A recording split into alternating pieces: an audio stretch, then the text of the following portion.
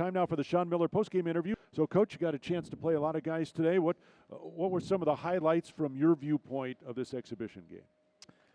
Well, I think first of all, the first exhibition game is always a test of nerves for a team, and even the guys who've played a lot of games for us. This is a brand new season, a brand new team, and in just about every case on our team, they have a new role. So it was new for them tonight, and it was just good for us to get out and play against another team for 40 minutes. At this time of year, I think in a game like tonight, you see some things you really like. You see moments in each half that you feel good about. And then certainly there's those moments that it's a reminder for all of us how young the season is and how far we have to go to be able to have the type of team that we eventually want to have.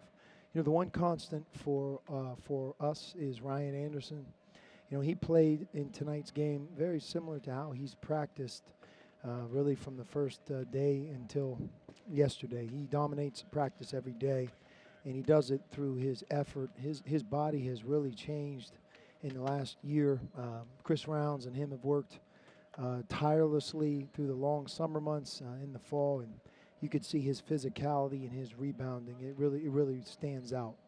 If my count is right, and it's probably not, but your team probably turned the ball over 5 times in the first 5 minutes of the game, and then only 5 more times the rest of the ball game. Is that something that you brought up at halftime, or is it was just a natural part of the flow? It was, and Chico State did a really good job giving us a lot of looks tonight. They played a 3/4 court press for a majority of the game, and they dropped into a zone. They had size, so the zone that they played tonight is a good zone. It's a 2-3 zone, and it was one that I thought was really good for our guys to face. At the beginning, we didn't do as good of a job attacking it.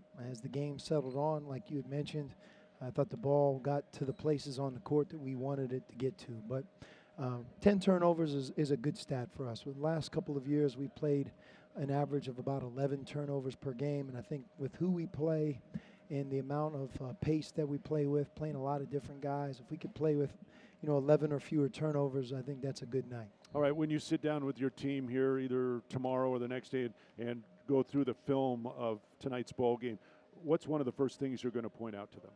Well, I thought in the first half we were overwhelmed rebounding. The other team did a great job of getting second shots.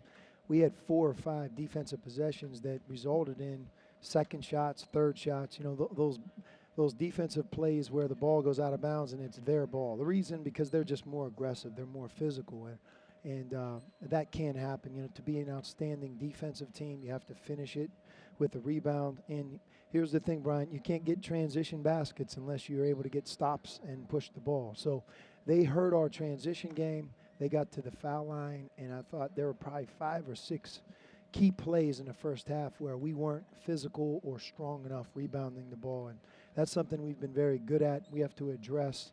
This is the type of team where we need everybody contributing on the glass, from Parker, our point guard, to our center, Caleb.